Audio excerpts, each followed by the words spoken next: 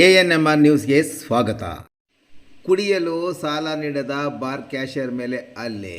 ಬಾರ್ನಲ್ಲಿ ಕುಡಿಯಲು ಸಾಲ ನೀಡಿದ ಹಿನ್ನೆಲೆಯಲ್ಲಿ ಕುಪಿತಗೊಂಡವರು ಸಿನಿಮೀಯ ರೀತಿಯಲ್ಲಿ ಬಾರ್ ಕ್ಯಾಷಿಯರನ್ನು ಬೈಕ್ ಅಡ್ಡಗಟ್ಟಿ ಕಾರಿನಲ್ಲಿ ಡಿಕ್ಕಿ ಹೊಡೆಸಿದ್ದಲ್ಲದೆ ಆತನ ಮೇಲೆ ಹಲ್ಲೆ ನಡೆಸಿ ಪ್ರಾಣ ಬೆದರಿಕೆ ಹಾಕಿರುವ ಘಟನೆ ಚಿಂತಾಮಣಿ ತಾಲೂಕಿನ ಮಸ್ತೇನಹಳ್ಳಿ ಕೈಗಾರಿಕಾ ಪ್ರಾಂಗಣದಲ್ಲಿ ಭಾನುವಾರ ರಾತ್ರಿ ನಡೆದಿದ್ದು, ಹಲ್ಲೆಗೆ ಒಳಗಾದ ಸಂದೀಪ್ ಪೊಲೀಸರಿಗೆ ನೀಡಿರುವ ದೂರಿನ ಮೇರೆಗೆ ಚಿಂತಾಮಣಿ ಗ್ರಾಮಾಂತರ ಠಾಣೆಯಲ್ಲಿ ಪ್ರಕರಣ ದಾಖಲಾಗಿದೆ.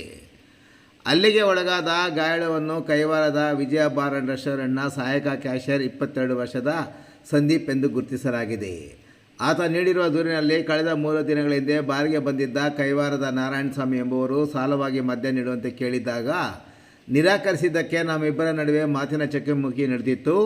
ಅಕ್ಕಪಕ್ಕದವರು ಸಮಾಧಾನ ಮಾಡಿದ ಬಳಿಕ ನಾರಾಯಣಸ್ವಾಮಿ ವಾಪಸ್ ಕಳಿಸಿದ್ದರು. ನಂತರ ಸಂಜೆ ಮತ್ತೆ ನಾರಾಯಣಸ್ವಾಮಿ, ಆತನ ಹೆಂಡತಿ ಮತ್ತು ಆತನ ಮಗ ಆಕಾಶ್ ರವರು ಪುನಃ ಬಾರ್ ಬಳಿ ಬಂದು ನನ್ನ ಮೇಲೆ ಗಲಾಟೆ ಮಾಡಿ ಪ್ರಾಣ ಬೆದರಿಕೆ ಹಾಕಿ ಹೋಗಿದ್ದಾರೆ. ನಂತರ ಶಿಡ್ಲಘಟ್ಟ ತಾಲೂಕು ತುಮ್ನಳ್ಳಿ ಗ್ರಾಮಕ್ಕೆ ಹೋಗಿ ಪ್ರಭಾಕರ್ ಎಂಬುವರ ಬಳಿ ಹಣವನ್ನು ತೆಗೆದುಕೊಂಡು ಬರುವಂತೆ ಬಾರ್ ಮಾಲೀಕರು ತಿಳಿಸಿದ್ದು, ಅದರಂತೆ ದ್ವಿಚಕ್ರ ವಾಹನದಲ್ಲಿ ತುಮ್ನಳ್ಳಿಗೆ ಭಾನುವಾರ ಹೋಗಿ ಕೈವಾರಕ್ಕೆ ವಾಪಸ್ ಬರುತ್ತಿದ್ದಾಗ ಮಸ್ತೇನಹಳ್ಳಿ ಕೈಗಾರಿಕಾ ಪ್ರದೇಶದ ಬಳಿ ನಾರಾಯಣಸ್ವಾಮಿ, ಆಕಾಶ್ ಹಾಗೂ ಇತರರು ನನ್ನ ಬೈಕ್ಗೆ ಕಾರು ಗುದ್ದಿಸಿದರು.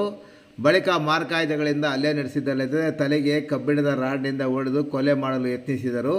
ನನ್ನ ಮೇಲೆ ಹಲ್ಲೆ ನಡೆಸಿ ಕೊಲೆ ಮಾಡಲು ಯತ್ನಿಸಿದ ನಾರಾಯಣಸ್ವಾಮಿ, ಆಕಾಶ್ ಮತ್ತು ಅವನ ಸಹಚರರ ವಿರುದ್ಧ ಕ್ರಮ ಕೈಗೊಳ್ಳಬೇಕೆಂದು ಸಂದೀಪ್ ನೀಡಿದ ದೂರಿನ ಮೇರೆಗೆ ಚಿಂತಾಮಣಿ ಗ್ರಾಮಾಂತರ ಠಾಣೆಯಲ್ಲಿ ಪ್ರಕರಣ ದಾಖಲಾಗಿ ತನಿಖೆ ಮುಂದುವರೆದಿದೆ.